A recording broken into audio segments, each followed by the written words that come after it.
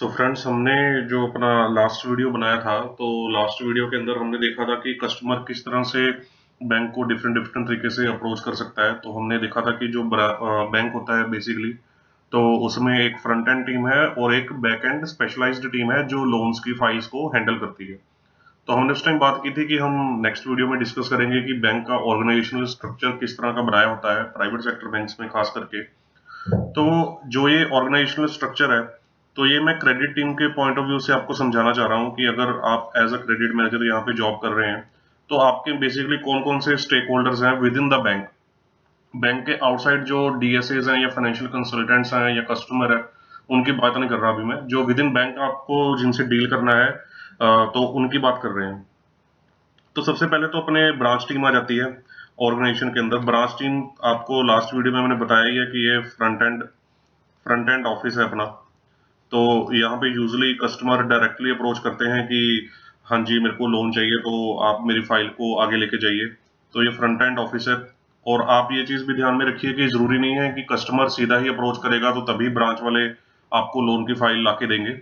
ये भी ब्रांच वालों को हर एक को लोन करने का टारगेट होता है। तो ये ब्रांच वालों के पास अपने अपने लिंक्स भी होते हैं, अपने अपने जैसे इम्प्लॉयज यहाँ पे जो इंडिविजुअली काम करते हैं, सबको कोई ना कोई कस्टमर्स पहले से जानते होते हैं। तो वो अपने सोर्सिंग के थ्रू भी आपको केस को रेफर कर सकते हैं, खुद भी किसी कस्टमर को डायरेक्टली अप्रोच करके मना सकते हैं कि भाई आप हमारे से लोन ले लो। तो ब्रांच टीम में कौन कौन से पर्सन होते हैं, जैसे टेलर या पर्सनल बैंकर। तो इन पर्सन्स को भी जो है अपना लोकल ब्रांच में बैठते हैं, तो इनको टारगेट होता है अपना अपना जैसे करंट अकाउंट का, सेविंग अकाउंट का, इंश्योरेंसेस करने का, तो एफडीआर्स करने का। तो सिमिलरली इनको छोटा मोटा टारगेट साथ में होता है कि आप लोन की फाइल्स भी कुछ ना कुछ कर दो। ब्रांच रिलेशनशिप मैनेजर एक अच्छी प्रोफाइल है। ब्रांच रिलेशनशिप मैनेजर एक स्पेसिफाइड पर्सन है जो ओवरऑल ब्रांच की सेल्स को हैंडल करता है। तो ब्रांच रिलेशनशिप मैनेजर भी, इनको भी टारगेट मिले होते हैं कि आप लोन की फाइल करवा के दो। तो ये फिर भी एक्सपीरियंस्ड पर्सन होते हैं, तो इनके पास अपने कस्टमर्स के लिंक्स भी होते हैं। इनके पास और भी काफी सोर्सेज होते हैं जिनसे ये अपने कस्टमर को अप्रोच करके लोन के लिए अप्लाई करवा सकते हैं। तो जो ब्रांच मैनेजर प्रोफाइल है, ब्रांच मैनेजर प्रोफाइल जो बेसिकली ब्रांच मैनेजर, ब्रांच आरएम्स को वो लीड करते हैं ब्रांच मैनेजर्स। तो ये तो आप जानते हैं, ब्रांच मैनेजर्स हर एक ब्रांच में एक ब्रांच मैनेजर ऑब्वियसली होता ही है। तो जो ब्रांच मैनेजर्स होते हैं वो क्लस्टर हेड को रिपोर्ट करते हैं। ब्रांच मैनेजर तो सिर्फ एक ब्रांच को ही संभालता है। जो क्लस्टर हेड है वो चार पांच या मल्टीपल ब्रांचेस का हेड होता है। तो चार पांच ब्रांचेस, फॉर एग्जांपल ज्यादा भी हो सकती है ब्रांचेस, तो उन ब्रांचेस के जो ब्रांच मैनेजर्स हैं एक क्लस्टर हेड को रिपोर्ट करते हैं। यूजली ये एक लोकेशन, अगर मतलब छोटे बैंक में लगा के चलें तो ये दो तीन शहरों का एक क्लस्टर हेड होता है। जैसे फॉर एग्जांपल अगर पंजाब है तो लुधियाना, बठिंडा, इस साइड का एक क्लस्टर हेड हो गया, जलंधर, अमृतसर का एक हो गया। पर आप अगर आप बड़े बैंक में चले जाएं, तो बड़े बैंक में कई बार एक ही सिटी में दो या तीन क्लस्टर हेड भी बैठे होते हैं, क्योंकि उनकी नंबर ऑफ ब्रांचेस काफी हाई होती हैं। तो क्लस्टर हेड अपने रीजनल हेड को रिपोर्ट करते हैं। जो रीजनल हेड बेसिकली चार पांच क्लस्टर हेड्स की रिपोर्टिंग होती है इनको। ये चार पांच क्लस्टर हेड्स के बॉसेस होते हैं, तो नेचुरली इनके पास सिंगल स्टेट तो होना जरूरी है। एक या एक से ज्यादा स्टेट इनके अंडर हो सकती है रीजनल हेड्स के अंडर। तो जो जोनल हेड्स हैं, तो उनके पास दो या दो से ज्यादा तीन चार स्टेट्स के हेड होते हैं। ये रीजनल हेड्स की रिपोर्टिंग जोनल हेड्स को होती है। अकॉर्डिंगली फिर नेशनल हेड आ जाता है जो जोनल हेड्स की रिपोर्टिंग लेता है। Zonal head basically zone, north zone, west zone, east zone, ऐसे बैंक्स में डिवीजन होती है। तो जैसे अगर नॉर्थ जोन बड़ा है तो नॉर्थ को भी नॉर्थ वन, नॉर्थ टू, ऐसे डिफरेंट पार्ट्स में डिवाइड कर दिया जाता है। तो नेशनल हेड जोनल हेड की रिपोर्टिंग लेता है, तो आगे ग्रुप हेड आ जाता है। तो आगे ऑब्वियसली डायरेक्टर्स आ गए हैं या अपना बैंक के मैनेजिंग डायरेक्टर्स आ गए हैं। तो ये एक ब्रांच टीम है जो एक फ्रंट एंड ऑफिस है। तो यहाँ तक तो ये तो हो गया कि उनका फ्रंट एंड ऑफिस है जो एक जनरल बहुत सारे काम कर रहे हैं। अब जो ये आगे की टीम्स हम डिस्कस करने जा रहे हैं, ये अपने लोन के लिए स्पेशलाइज्ड टीम्स है। तो इनका काम सिर्फ लोन के साथ रिलेटेड काम को हैंडल करना है मेजरली। तो इसमें सबसे पहले टीम आ जाती है हमारी बिजनेस और सेल्स टीम। जो बिजनेस टीम है या जिसको हम सेल्स टीम बोलते हैं, ये प्राइमरली लोन के लिए स्पेशलाइज्ड सेल टीम होती है, स्पेशलाइज्ड सेल्स टीम है। तो इनका क्या काम है कि अगर आप for example working capital product कर रहे हैं, तो इनका काम है कि वर्किंग कैपिटल प्रोडक्ट को अच्छे से हैंडल करना।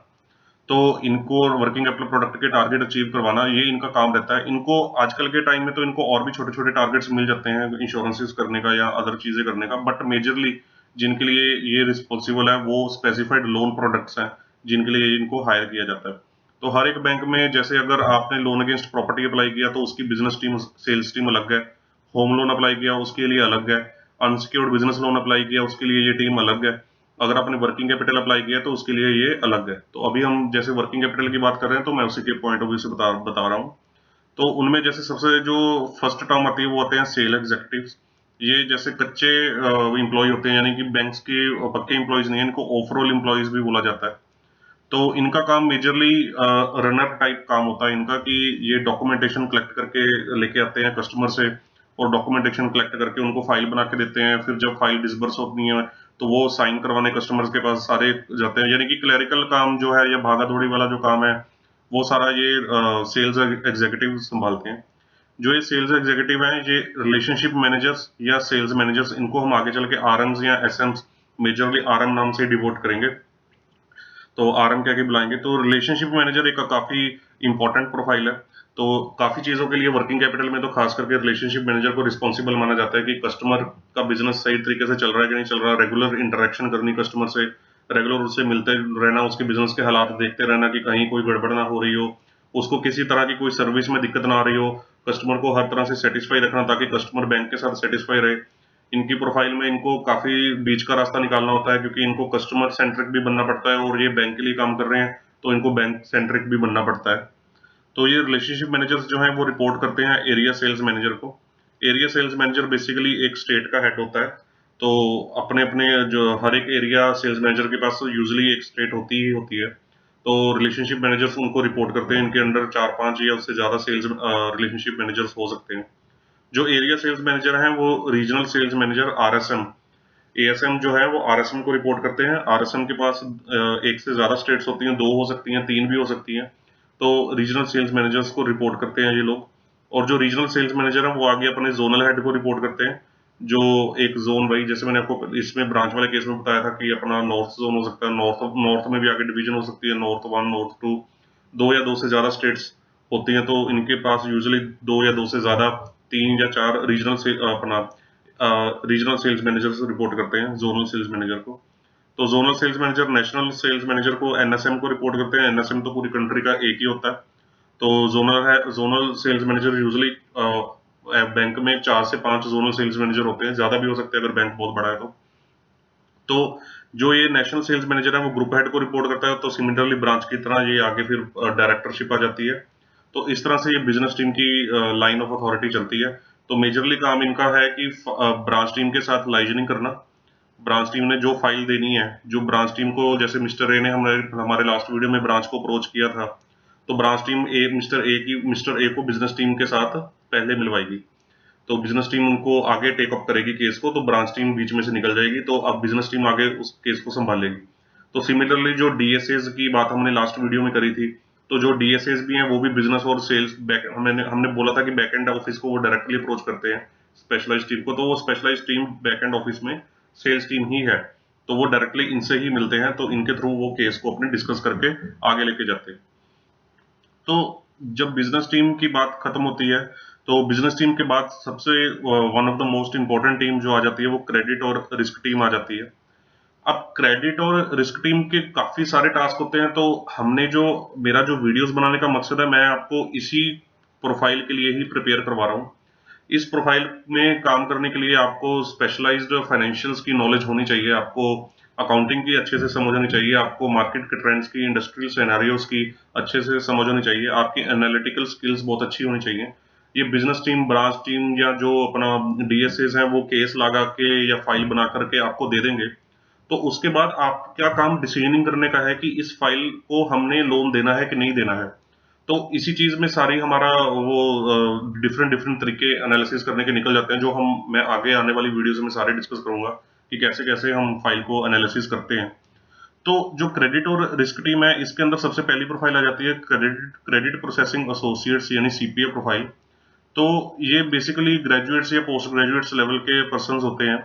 तो ये भी ओवरऑल होते हैं, जैसे जो बैंक मतलब कच्चे एम्प्लॉय कह सकते हैं जैसे ये थे यहाँ पे, तो इनका जो मेजरली काम होता है कि जब बिजनेस टीम अपनी फाइल बना के इनको दे देती है, तो इनिशियल लेवल पे फाइल की जो बेसिक रिक्वायरमेंट्स हैं, फाइल को चेकलिस्ट के हिसाब से चेक करना कि सारे डॉक्यूमेंट्स आ गए हैं कि नहीं आ गए हैं, और अपनी फाइल की बेसिक चीजें, डाटा वगैरह जो भी बना के देना है क्रेडिट मैनेजर को, जो चीजें चाहिए वो बेसिक लेवल की फाइल सेट करके देते हैं क्रेडिट मैनेजर को। तो उसके बाद क्रेडिट मैनेजर की प्रोफाइल आ जाती है। क्रेडिट मैनेजर की प्रोफाइल के लिए ही मैं ये वीडियोस बना रहा हूँ कि मैं इस प्रोफाइल के लिए आपको प्रिपेयर कर सकूं। तो जो क्रेडिट मैनेजर प्रोफाइल है, तो उसका काम है कि फाइल का प्रॉपर एनालिसिस करना, एनालिसिस करके कोई भी लूज एंड नहीं छोड़ना है उसने फाइल के अंदर। तो इसके लिए बहुत ज़्यादा स्ट्रॉन्ग उसकी एनालिटिकल स्किल, जैसे मैंने पहले भी बताया कि स्ट्रॉन्ग उसकी एबिलिटी होनी चाहिए फाइल को एनालिसिस करने की। तो जो क्रेडिट मैनेजर है वो अपने केस को प्रेजेंट करते हैं एरिया क्रेडिट मैनेजर को। अगर ये केस इनकी ही अथॉरिटी के विदिन है तो ये तो खुद ही डिसीजन कर देते हैं केस का, अगर इनकी अथॉरिटी में नहीं है तो एरिया क्रेडिट मैनेजर को ये आगे प्रेजेंट कर देते हैं केस। तो एरिया क्रेडिट मैनेजर भी एक स्टेट का हेड होता है, उसके पास एक स्टेट मिली होती है। एरिया क्रेडिट मैनेजर रिपोर्ट करता है आरसीएम प्रोफाइल को, रीजनल क्रेडिट मैनेजर को, सिमिलरली जो रीजनल सेल्स मैनेजर का काउंटर पार्ट है। तो हैंड्स फॉर तो ये आगे साइकिल उसी तरह से चलता रहता है, फिर जोनल क्रेडिट मैनेजर आ जाता है, नेशनल क्रेडिट मैनेजर आ जाते हैं, ग्रुप हेड आ जाते हैं, डायरेक्टर्स आ जाते हैं। तो जो मेरी इस टाइम प्रोफाइल है वो एरिया क्रेडिट मैनेजर की प्रोफाइल है प्रेजेंटली। तो मैं इस प्रोफाइल पे अभी काम कर रहा हूँ। तो मैं शुरुआत तो मैंने भी क्रेडिट मैनेजर प्रोफाइल से ही करी थी। तो जैसे जैसे आपके ग्रोथ एक्सपीरियंस बढ़ेगा, आपकी ग्रोथ होती जाएगी, तो आप आगे आगे लेवल पे बढ़ते जाएंगे। तो ये तो होगी क्रेडिट टीम। उसके बाद आ जाती है लीगल और टेक्निकल टीम। अब जो लीगल और टेक्निकल टीम है, तो कई एक चीज मैं भूल गया यहाँ पे बताना, जो सीपीएफ प्रोफाइल है, ओवरऑल एम्प्लॉइज है, कई बैंक्स में ये काम आउटसोर्स किया होता है सीए फर्म्स को भी। अभी कई बैंक्स में तो ये इंटरनल एम्प्लॉइज ही बैंक के अंदर ही काम कर रहे हैं, इंटरनल एम्प्लॉइज होते हैं, बैंक हायर करता है। तो कई बैंक्स इस चीज को फॉलो करते हैं कि इस टास्क को आउटसोर्स कर देते हैं सीएस फर्म्स को, तो सीए फर्म्स इनको डाटा बना के दे देती है। तो लीगल और टेक्निकल टीम में क्या आ जाता है कि जैसे प्रॉपर्टीज हमको मॉर्टगेज करने के लिए दी होती हैं, प्रॉपर्टीज बैंक को दी होती हैं, वैसे तो डिटेल में मैं हर एक चीज बाद में डिस्कस करूंगा जब मैं पूरी क्रेडिट अंडरराइटिंग प्रोफाइल समझाऊंगा। तो बट इसमें ब्रीफ बता देते हैं कि जैसे प्रॉपर्टीज आनी है तो लीगल टीम का काम होता है कि प्रॉपर्टी में कोई लीगल दिक्कत ना हो, लीगली कानूनी तौर पे प्रॉपर्टी बिल्कुल क्लियर हो मॉर्टगेज करने के लिए बैंक के पास। और जो टेक्निकल टीम है, टेक्निकल टीम देखती है कि प्रॉपर्टी की टेक्निकली जब साइट पे विजिट होती है तो प्रॉपर्टी के एरिया में, प्रॉपर्टी की बनावट में, प्रॉपर्टी की किसी आइडेंटिफिकेशन में किसी तरह की कोई दिक्कत ना हो, तो वो टेक्निकल टीम का काम होता है। तो जनरली बैंक्स में मैंने देखा है कि एक स्टेट में एक ही पर्सन एलोकेट किया होता है इस काम को करने के लिए। तो जो बड़े बैंक्स हैं हो सकता है उसमें दो या दो से ज्यादा भी हो, या मीडियोकर बैंक्स में या स्मॉल बैंक्स में तो जनरली एक पर्सन ही होता है। गवर्नमेंट बैंक्स में तो ये काम अपना बेसिकली क्रेडिट और बिजनेस टीम ही कर लेती है। तो बट काफी बैंक्स इस चीज में स्पेशलाइज्ड पर्सन हायर करते हैं, स्पेशलाइज्ड क्वालिफिकेशन वाले, जो इस चीज को हैंडल कर पाए। तो उस सिमिलरली उनके भी आगे रीजनल, जोनल और नेशनल लेवल आ जाते हैं। तो ये साइकिल तो सेम चलता रहता है, but as a credit manager आपको जो लोकल लेवल पे पर्सन बैठा है उसके साथ लाइजनिंग करनी पड़ती है। तो बिजनेस सेल्स टीम में आपकी लाइजनिंग, क्रेडिट मैनेजर लेवल पे आपकी जो लाइजनिंग है ज्यादातर इस लेवल तक रहती है, आरएसएम लेवल तक रहती है। जोनल जोनल लेवल पर आके आपकी लाइजनिंग थोड़ी कम हो जाती है इनके साथ। तो ब्रांच लेवल पे आपकी लाइजनिंग जो है क्लस्टर हेड तक रह जाती है। क्लस्टर हेड के बाद जो रीजनल हेड या जोनल हेड आ जाते हैं, वहां पे क्रेडिट मैनेजर लेवल पे आपकी लाइजनिंग बहुत कम हो जाती है। डीएसएस के साथ आपकी रेगुलर लाइजनिंग रहती है। तो नेक्स्ट एक कलेक्शन टीम होती है बैंक के अंदर। कलेक्शन टीम एक सेपरेट टीम है जिसका काम है कि अगर कोई क्लाइंट डिफॉल्ट कर रहा है या ईएमआई को टाइम पे नहीं पे कर रहा है या कोई इंटरेस्ट को टाइम पे नहीं सर्व कर पा रहा, तो ये लोकल जो कलेक्शन मैनेजर है ऐसे केसेस की लिस्ट निकाल के उन कस्टमर्स को अप्रोच करता है with the help of business team.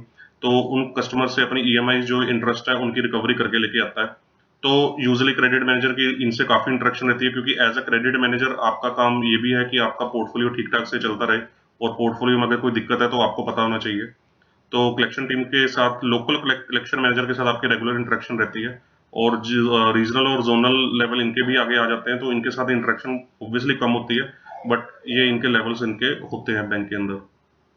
Then उसके बाद हमारा जो डिपार्टमेंट आता है वो आता है ऑपरेशंस टीम। ऑपरेशंस टीम एक क्रिटिकल पार्ट है अपनी कंपनी का।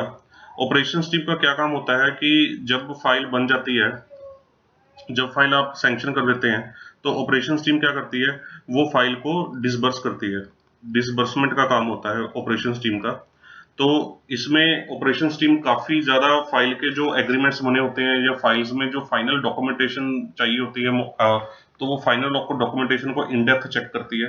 आपने जो केस सैंक्शन करते टाइम जो कंडीशंस लगाई होती हैं, उन कंडीशंस का ध्यान रखती है कि कंडीशन सारी कंप्लाई हो गई हैं कि नहीं हो गई हैं।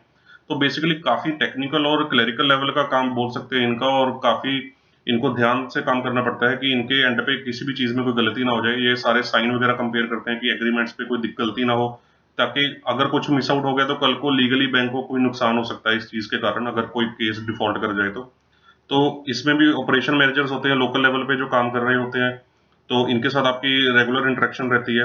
Regional managers in the sense की जो स्टेट को हेड कर रहे होते हैं ऑपरेशन मैनेजर्स के जो बॉसेज हैं, तो इनके साथ भी एज अ क्रेडिट मैनेजर आपकी इंटरेक्शन रहती है।